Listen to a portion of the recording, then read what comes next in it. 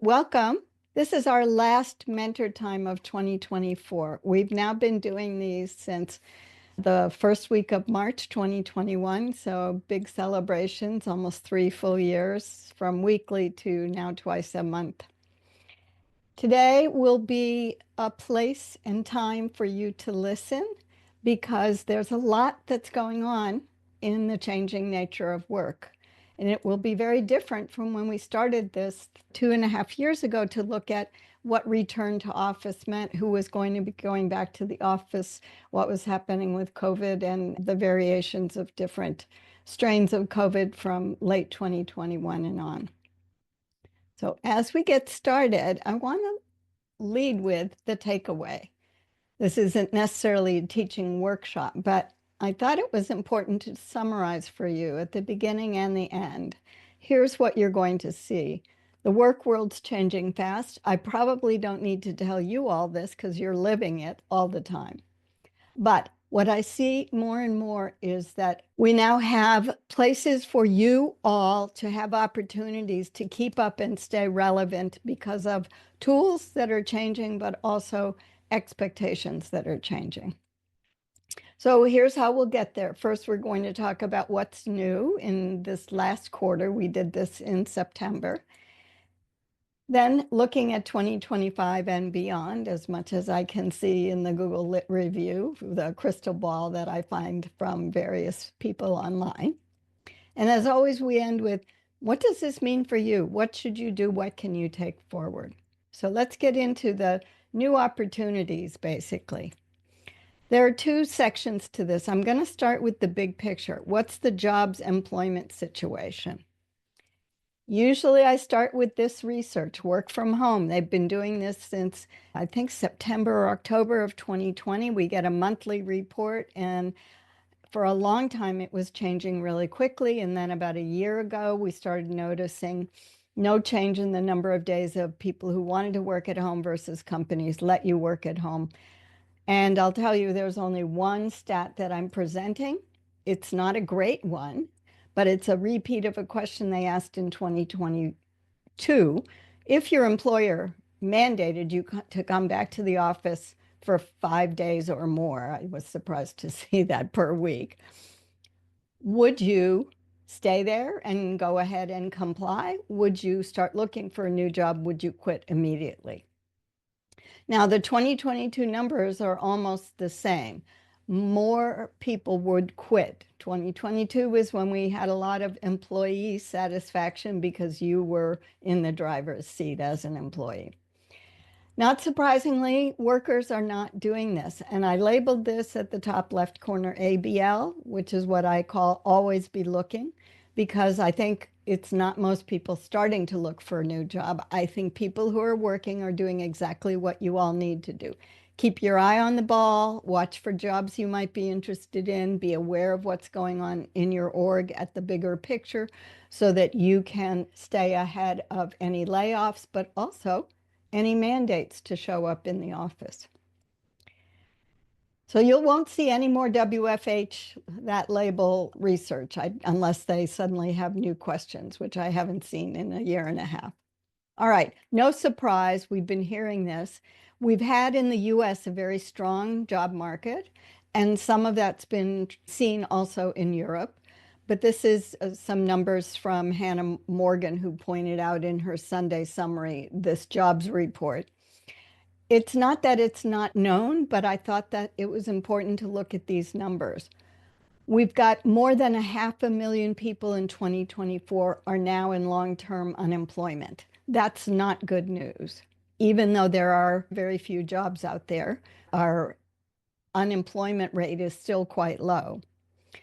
And the second one, and we'll be talking about this again later, part-time work is replacing full-time work, and the number of people that still want to be full-time for a variety of reasons is increasing by 4 million people. And spoiler alert, more people are freelancing, more people are working in what seems part-time, and companies are using it as a way to cut benefits that they have to pay and taxes and other things. So there's two things we're going to talk about next. AI, not surprisingly, and automation to put you in the context of why this year is really the work world changing fast.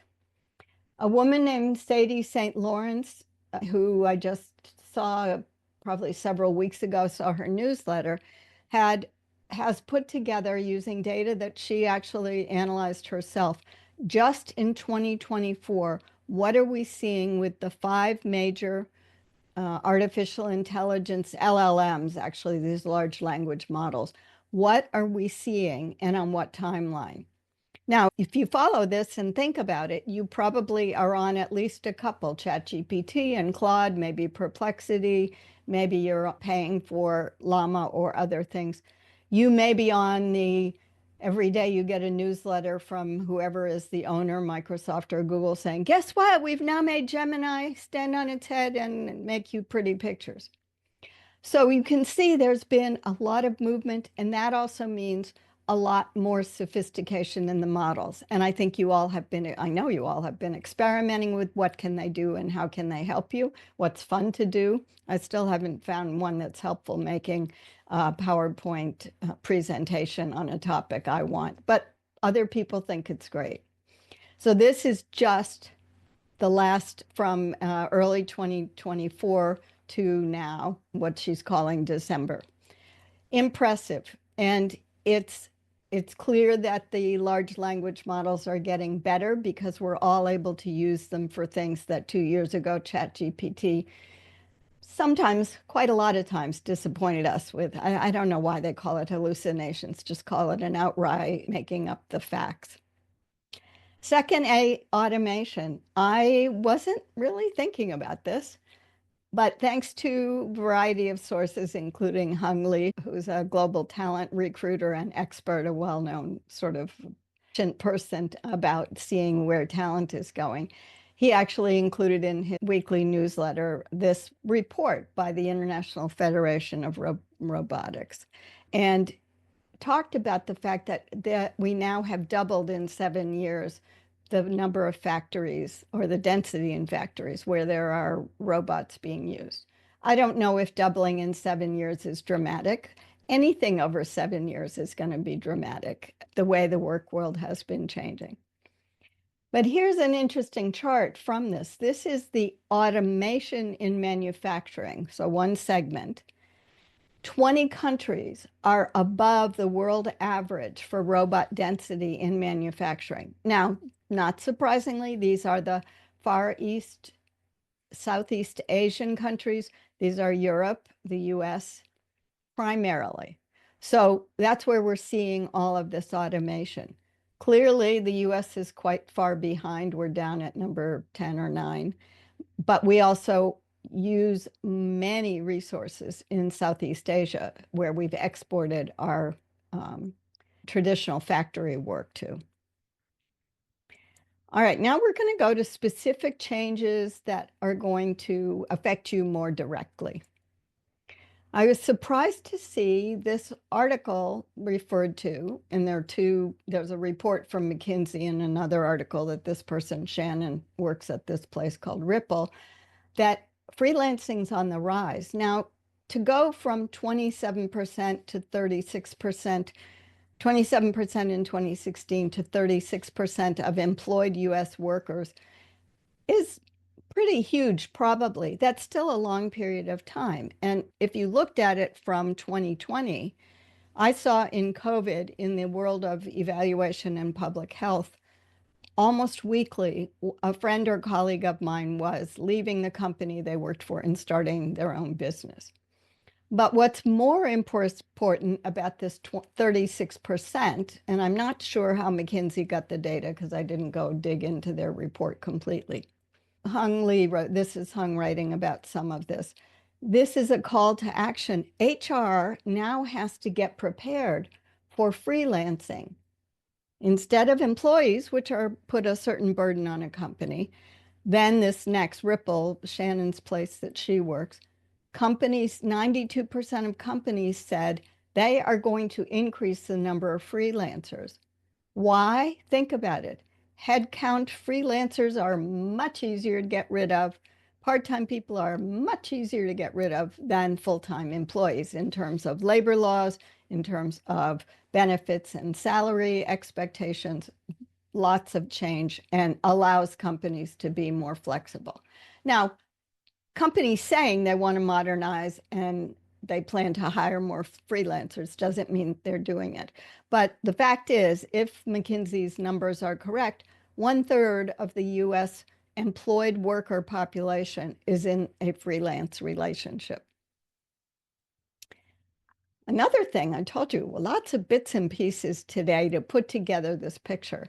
Colleen Paulson and also I think it was Marie Zimenoff recently posted about middle managers are going away.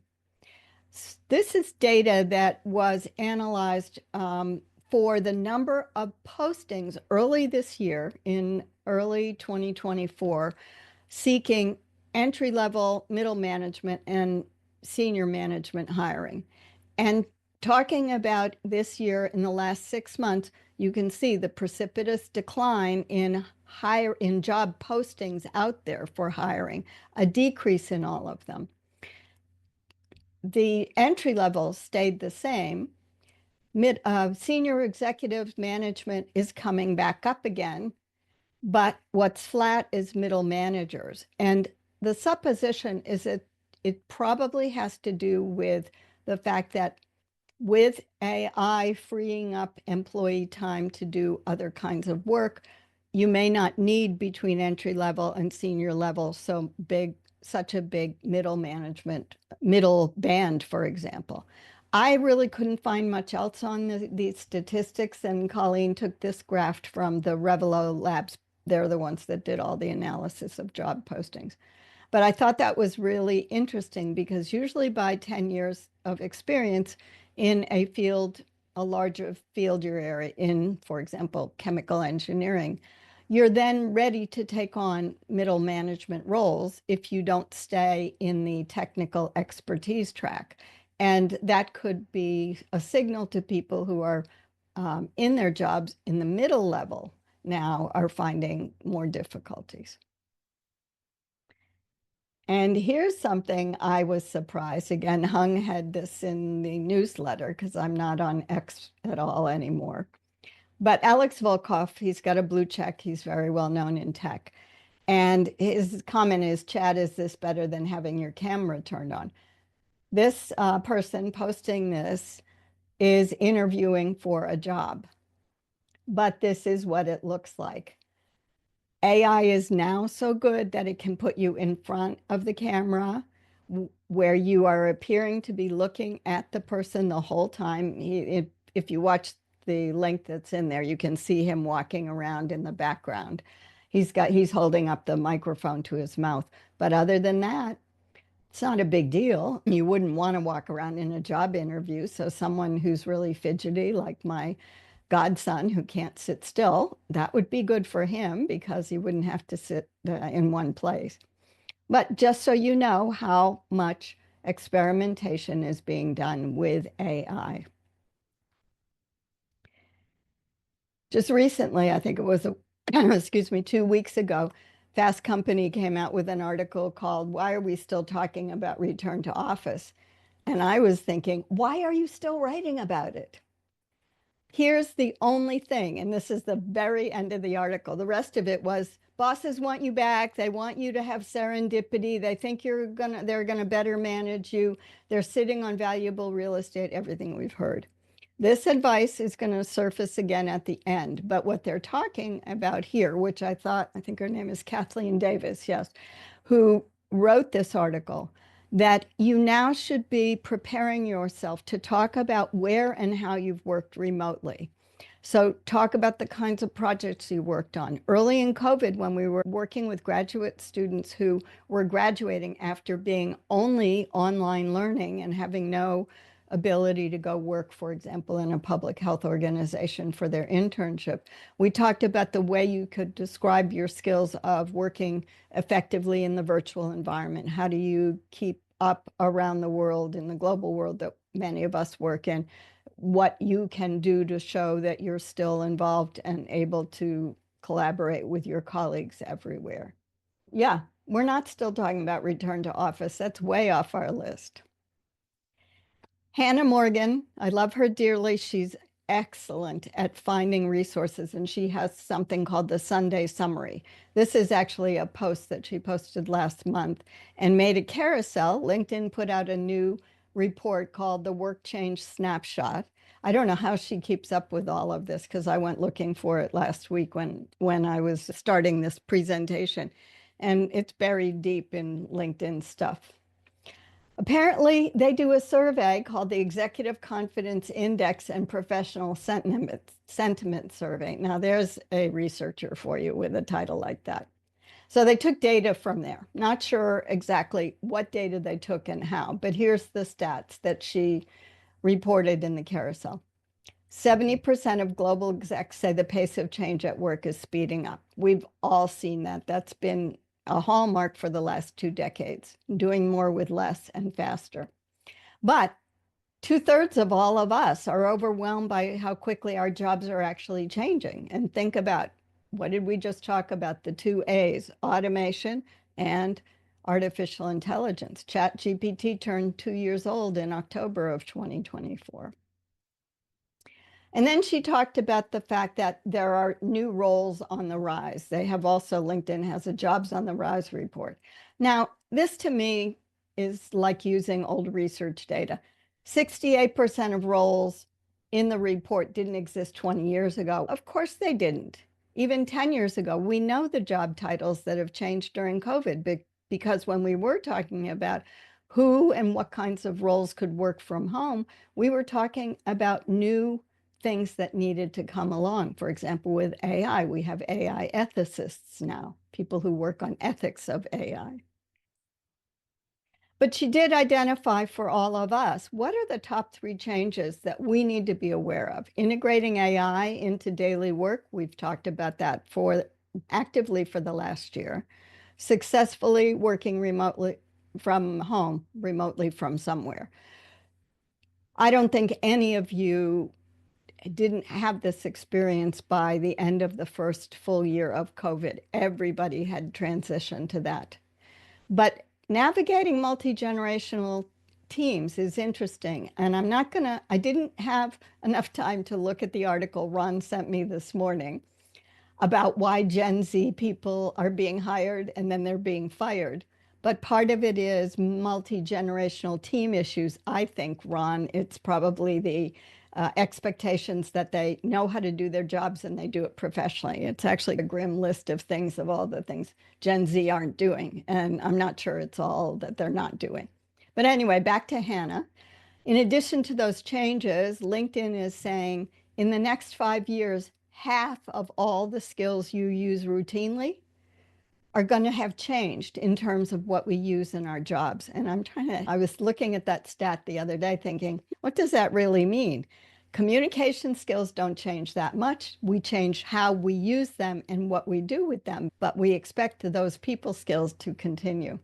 And AI will continue to have an influence and give us another 20% boost in how our jobs are changing. So Hannah was getting ready to do a keynote apparently, and she put together all these stats. It was great timing for me, so I didn't have to go look them up. This was 2 weeks ago. Job applications are up year over year. We know that, and you all are having to do more job applications. It takes a lot just to apply to something and get an interview. And again, you all know that. So SMB is small and mid-sized business versus enterprise, which I assume the Employee Recruiter Nation report means large companies like Fortune 500 and big conglomerations. Not surprisingly, job seekers use a lot of different sources for jobs, but still, the preference is still first to go to general job boards.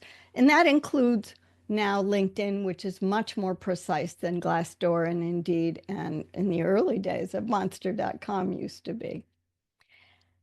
And their time to hire surprised me, 41 days. That's really fast. That was for the company that I retired from we were supposed to hire within 42 days of putting a job posting out.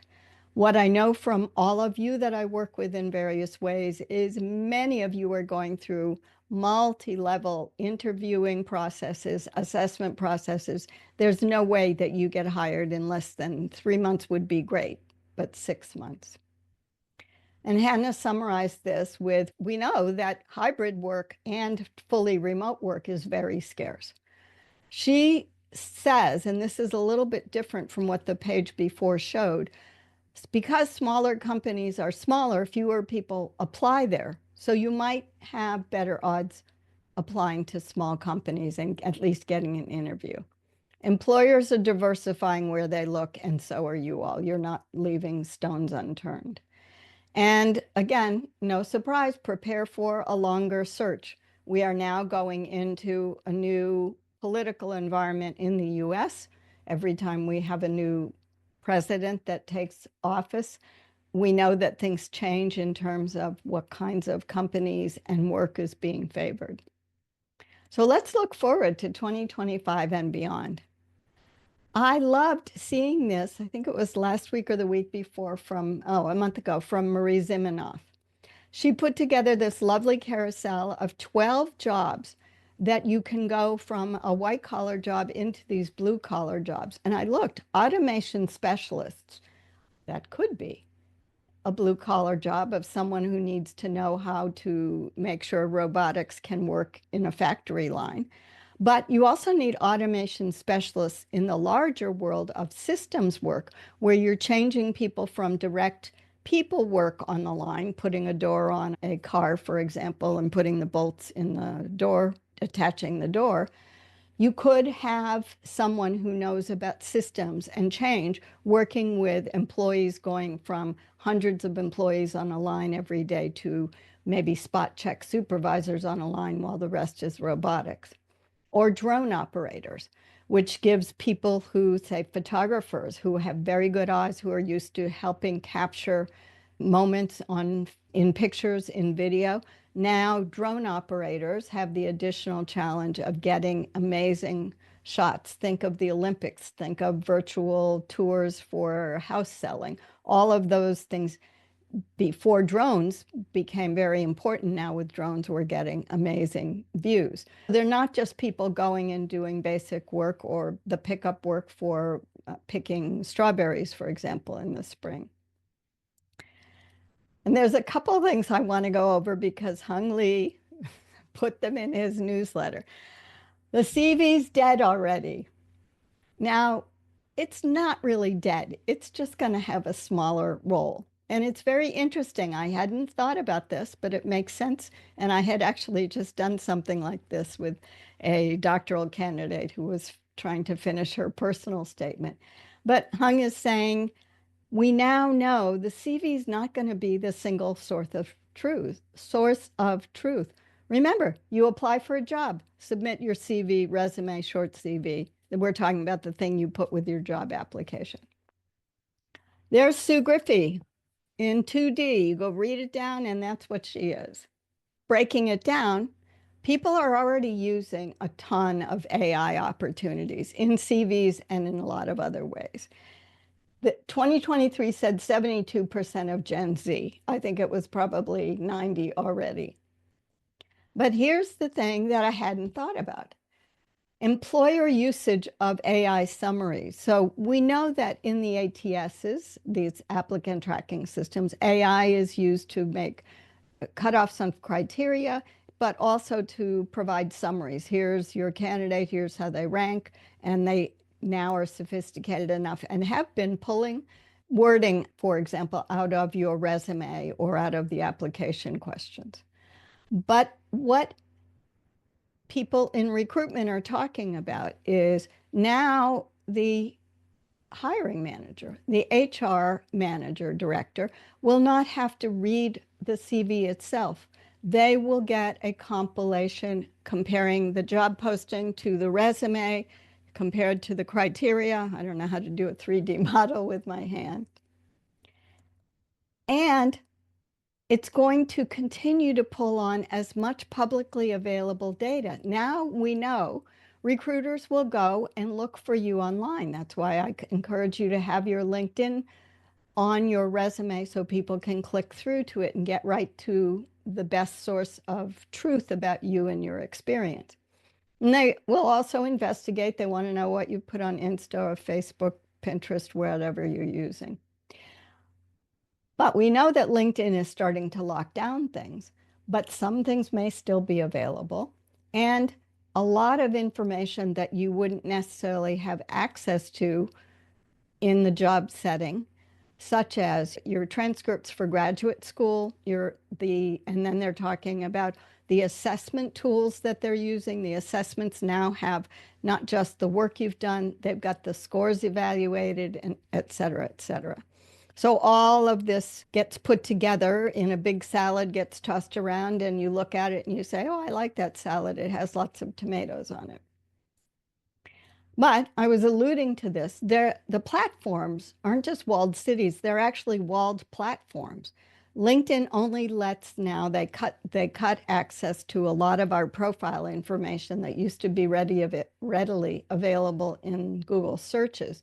They now have locked some of those areas down. They're locking down areas from those of us with free accounts wanting us to pay to see certain things that they're making available as they expand LinkedIn. And what this number 4 talks about is that different platforms become gated communities where the community and the basically moderator of the community is vouching for you. We know that's been LinkedIn. LinkedIn is a reliable source of people, but we also know many of us women have been harassed, minor for me, some people much more, but there's some fake Saudi Arabian profiles, and at least once a month I get them pursuing me. Why, I'm not really sure. But anyway, what it looks like people are proposing will be something that looks like blockchain. Remember that? Remember that was going to take over everything, and it never really went the way people thought it would. But what they're talking about, the characteristics of blockchain solutions, where you can trace evidence from beginning to end, just like police people do when they collect evidence at a crime scene and they got to label it and put it carefully in another register. So they're talking about portable tokenized proofs. Basically, they're saying a way to have a defined personality for you, your professional presence, that is verified, validated, and Hung called it a talent passport. We'll see if that comes around, just like blockchain didn't quite do what we wanted.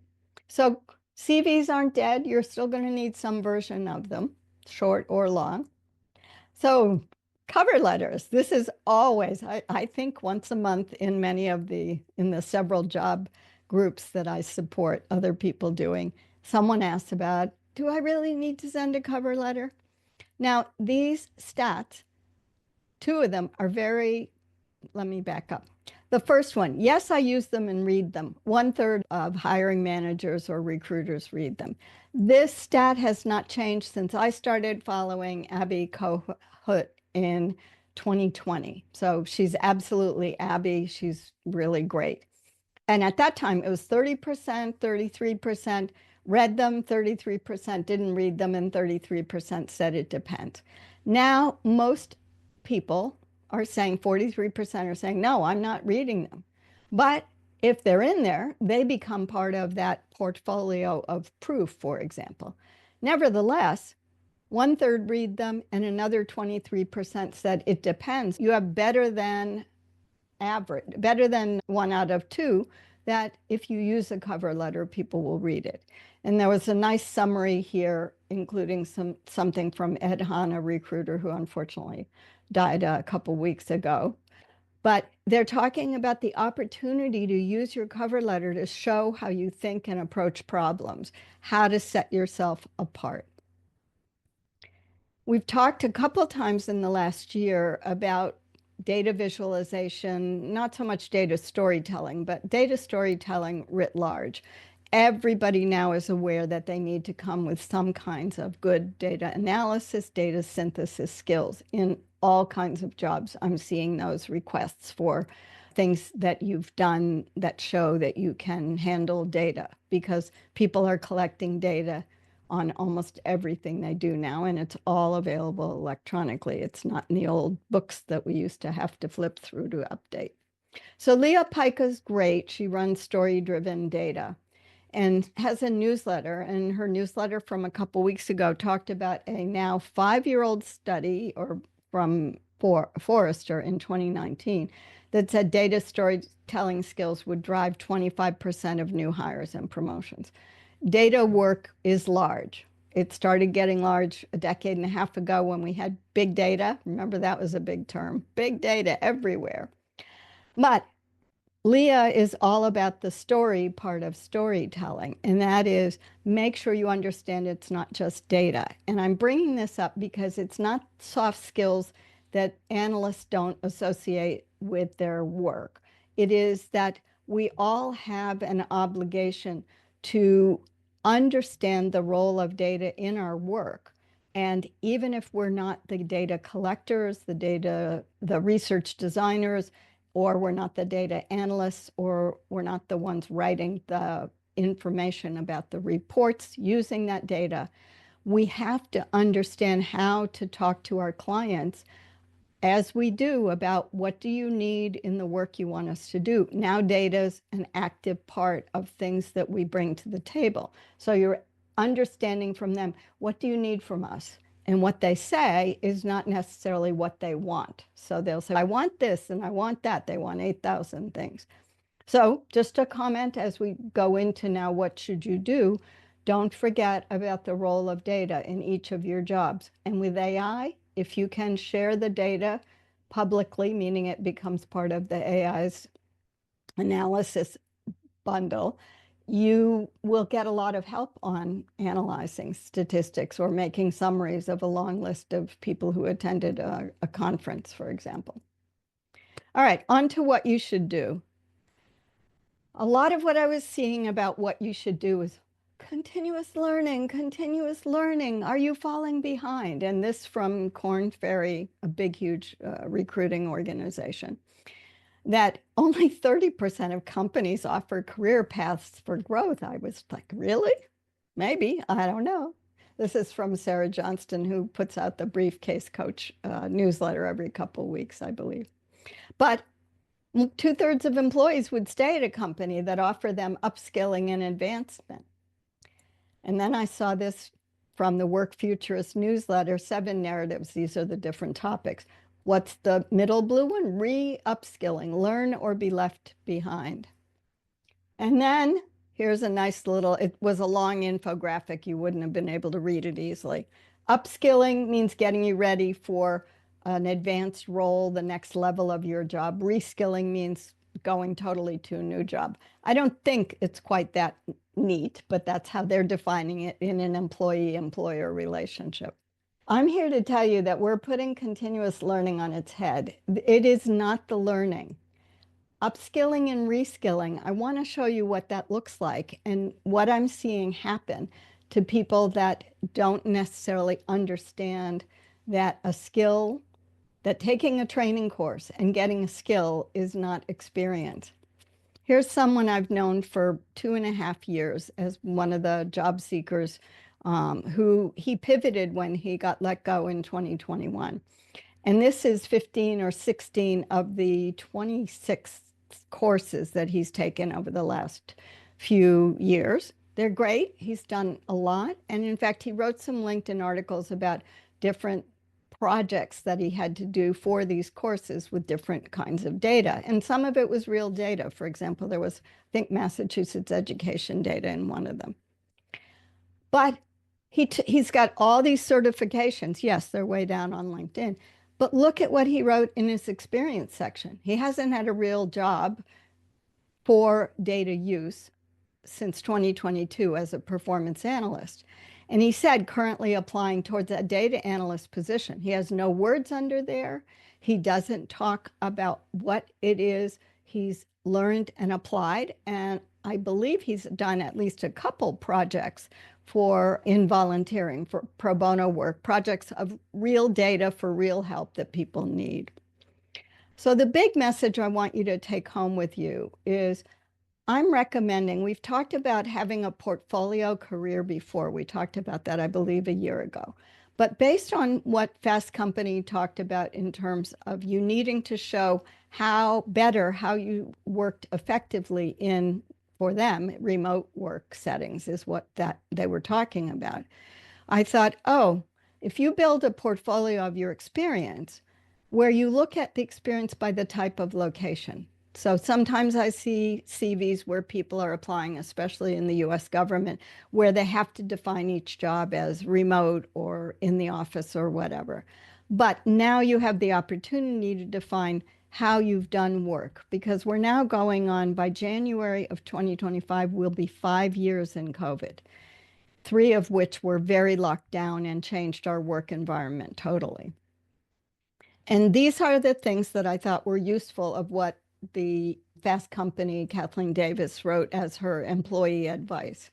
Make sure you have examples, evidence-based examples, please, of how you've worked in different location types. And then what are the key work results? Now, they talked about volume of work and projects you've completed.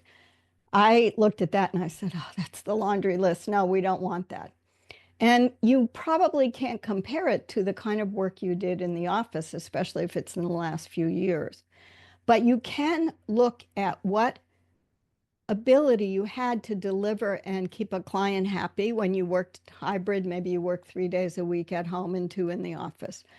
Or you can describe how did you work with your colleagues that were also distributed remotely. For those of us in global health, when we couldn't travel, we effectively sometimes used phone calls when we could. Just to put this around, help you wrap your mind around it, I have a few more things to show you. If you think about a traditional resume, we list our jobs sequentially in reverse chron order, and we describe our results there. It's great. But an experience portfolio, I'm seeing it as something visual where you can display your work maybe in a timeline kind of approach. And this would then take you from 2D to 3D. So here's what I want you to think about. Most of us are doing work where we're probably working for an employer, but maybe we have a side hustle. Or maybe we've been reduced to part-time work and I need to pick up more work. So you have ways that you can work. It might be 2 jobs at the same time. Many people are doing 2 or 3 jobs because of some parts of the economy. You could have sequential work where you're at one company for a while and then you leave and go to another company. And that overlap there just represents when you get a job and leave a job. Could be, these aren't precise, but just to give you a visual of this. Or periodic. Some people, remember, 36% of US employed workers are freelancers. So the periodic could be, I'm going to work for a while. Oh, guess what? That second big area that's blank, that's the summer I decided to take off. I had Ann Emery, my data viz expert friend and the one who encourages me to try new things. I went and looked for a process model, and came out of PowerPoint, but I used it to try to give you a sense of how could you show a visual representation showing the type of location, and then I used at the top just the lines to show whether it was sequential work. So the first one is work that's done both remotely and in the office. And this is all made up. And the jobs did overlap some, especially the first 2, research assistant, teaching assistant. Then we see the middle where clearly this person's gone out there freelancing, evaluation consultant, systems consultant. Some overlap, not necessarily in the job, but the timing is what I read that in. And the third one was actually a round circle, but I stretched it out because this was an employment relationship.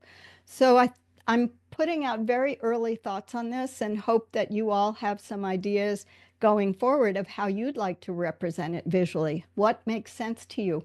How and in what way can Ron and I help you get this expressly identified as a way to document in addition to your resume? For example, this now becomes what I'm calling an experience portfolio. Because, as I reminded you at the beginning, the work world is changing fast. We know it.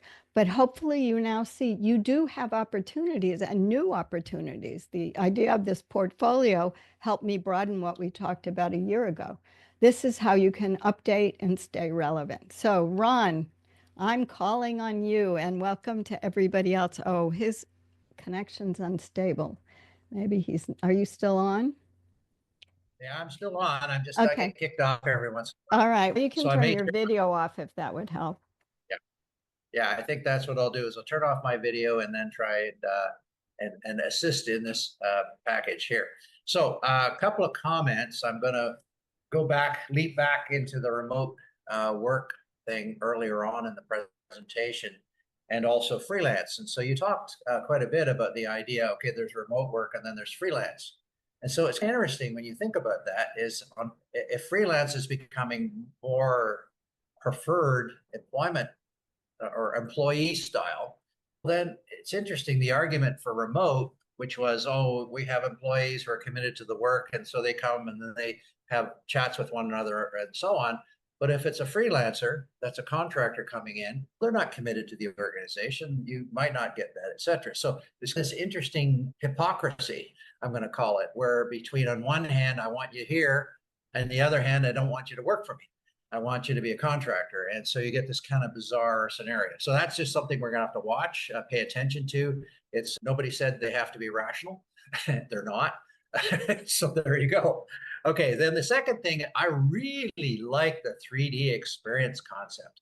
Now, you and I have talked before, Sue, about the portfolio and how the community college that I worked in for a couple of years, they were a portfolio college, and they talked about having a binder, basically, which had proofs of all your work and so on and so forth. It occurred to me with what you were illustrating there, Sue, I can imagine or foresee some kind of a hyperlinked document system where you would be able to have these kinds of representations with when you click on the link, then that would bring up the examples and so on. It's just Sure, he's going to say it was very exciting to think about. Looks like he's got low bandwidth. Are you back yet? did I freeze? Yeah, you did. I said you stopped when you stopped. I said, and he was going to say, I'm really excited about this. You finished the description and then you started to say, and I'm something. So, Yeah, I'm really excited by the idea that yeah, anyway, this notion of a three-dimensional hyperlinked system. So yeah. anyway, congratulations, Sue. That's a wonderful concept. Thanks. Thanks. Comments from all of you. I told you it's always 45 minutes to talk through this, but a lot of things are on the move, much more that we've had this past year, really a lot. So wondering how it settled for you all. Stephanie.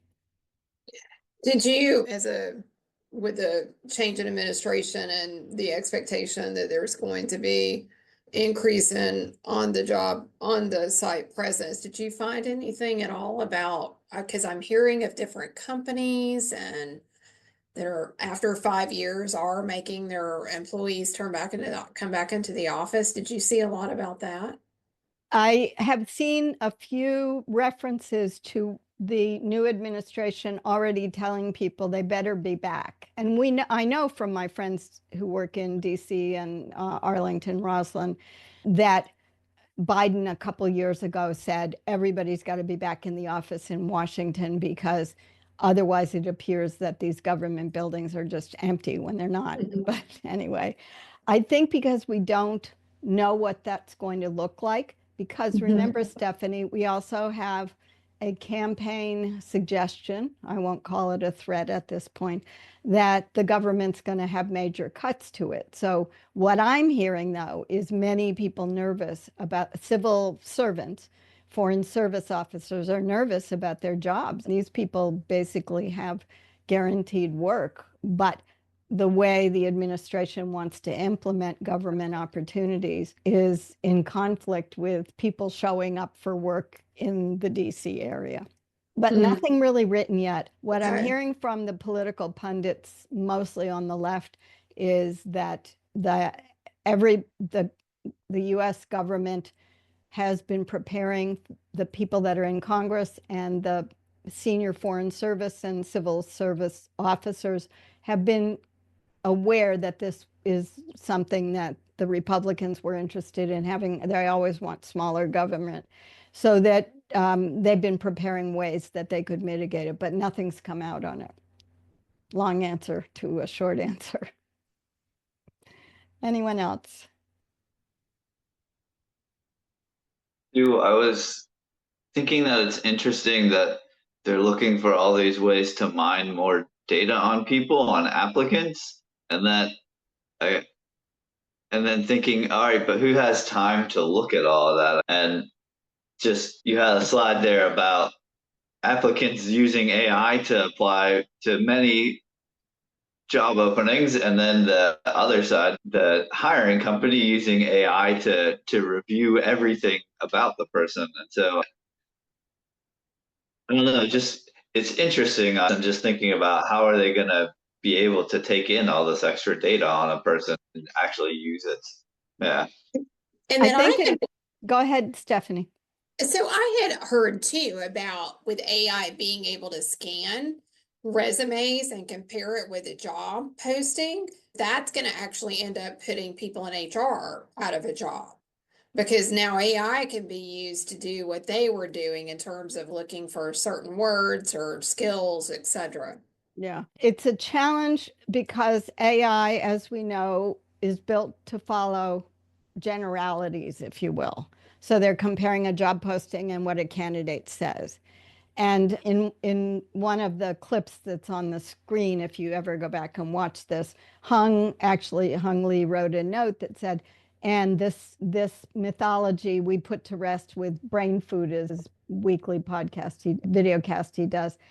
They did an experiment on this and showed that the human eye was not better at picking up certain things. So yeah, it's not just HR people, it's talent acquisition at all levels, from recruitment outside of an org all the way to the HR managers. But that also puts a huge burden on HR and the hiring manager, because the hiring manager is the person who knows technically what they need. And so if you think about it, it's basically going to be like the Fathom summary. When I use Fathom, it gives me a whole transcript and it gives me a summary now. When it only gave me the whole transcript, I had to put it in ChatGPT. I had to split it up, put it in, try to get a summary to put on YouTube where I upload all the videos, so that there was a little instruction. We talked about this and this. So we're going to have now these ATS summaries that score people on the criteria that someone sets up for a job posting, will now be supplemented by this additional information.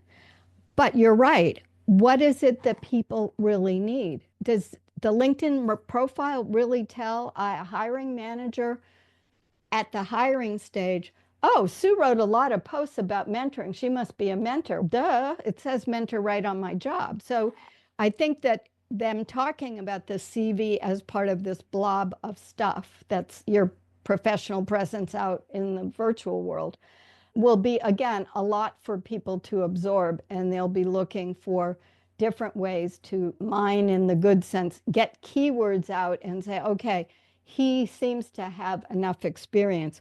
The one thing that we still have not seen that I can figure out is there is no proxy for the number of years you've been at a job.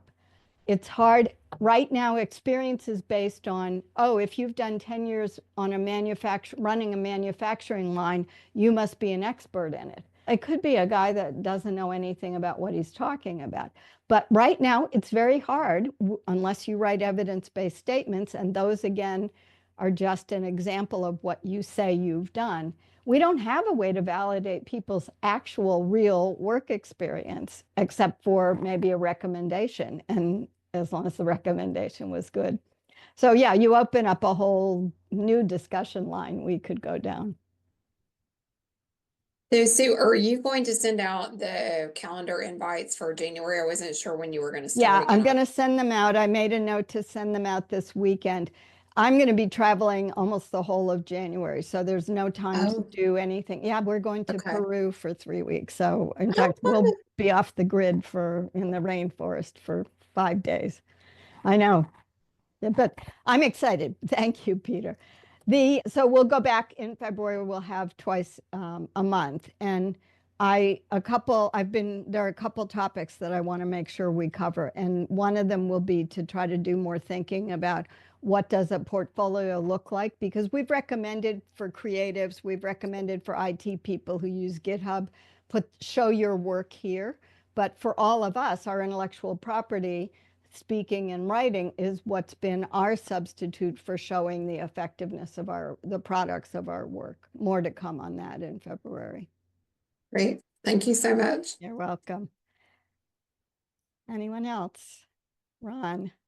No, not really. I think it was just it's interesting where we're heading overall. I think in the business of work, it's a scary, exciting time, but it always comes back to we talked about earlier this idea, data biz, et cetera, et cetera. But for me, while I'm thinking about it, because I'm seeing things happening here, if you don't know, then how can you know what data you actually need? And those are the basics of research. But so Right. many people are keen on data and they'll generate noodles and noodles of data, but they don't have a question to wrap around it. And I think that's part of the problem with non-professionals who are out there. No data is important and they do it. I'm going to ask Ron to close the meeting. Thank you, especially to those who are in late time zones. Yeah, I won't break up, I promise you. So thanks very much. It was a really interesting discussion, and thank you, Sue, for the work you put into it. I know we all got something from it. So thanks very much. And I look forward to seeing the rest of you in the new year. So best of the season to everyone. Merry Christmas, Happy Hanukkah. There's many different celebrations happening. And if you're not part of all that, enjoy it anyway. My Christmas pom-poms. Thanks, everyone.